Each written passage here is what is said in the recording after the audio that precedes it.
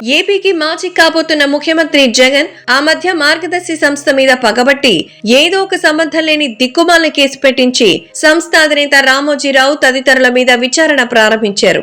అనారోగ్యంతో చికిత్స తీసుకుంటున్న రామోజీరావును వేధించారు. ఆ తర్వాత ఏపీ హైకోర్టు ప్రభుత్వానికి మొట్టికాయలేయడంతో జగన్ అండ్ కో శాంతించక తప్పలేదు.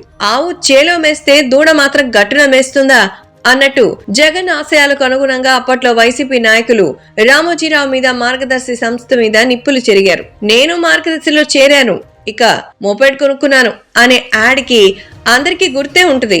ఇప్పుడు లేటెస్ట్ గా ప్రకటన షూట్ చేయాలంటే రోజాకి మించిన యాక్ట్రెస్ మరొకరు ఉండరు. ఎందుకంటే రోజా కూడా మార్గదర్శిలో చేరారు. శుక్రవారం నాడు కదిరి స్థానానికి నామినేషన్ సమర్పించిన సందర్భంగా ఆమెకు సంబంధించిన ఆస్తులు, అప్పుల వివరాలు వెల్లడయ్యాయి. వీటిలో చెప్పుకోవాల్సింది ఏంటంటే రోజా మార్గదర్శి చిట్ ఫండ్ సంస్థలో సభ్యురాలు. 2020లో ఆమె 40 లక్షల రూపాయల చిట్లో వేశారు. 2020 ప్రాంతం అంటే వైసీపీ నాయకులు మార్గదర్శి మీద పగబట్టి వేధింపులు జరుపుతున్న సమయం. ఒకవైపు జగనన్న మార్గదర్శి మోసకారి సంస్థ అని శాయశక్తులా ప్రచారం చేస్తుంటే, జగనన్న బాటలో నడిచే రోజా మాత్రం మార్గదర్శి చిట్ ఫండ్స్ లో చేరడం మాత్రం నిజంగానే ఒక వింత.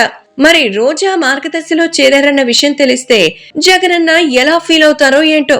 రోజా మార్గదర్శిలో చేరిన అంశాన్ని రాజకీయాలే, వ్యక్తిగతమే అన్నట్టు చూడాలా, లేక అవసరమైతే కస్టమర్ హోదాలో మార్గదర్శి మీద విరుచుపడ్డానికి ఇలా గ్రౌండ్ ప్రిపరేషన్ ఏవైనా చేసి ఉంటారా అన్నది చూడాలి.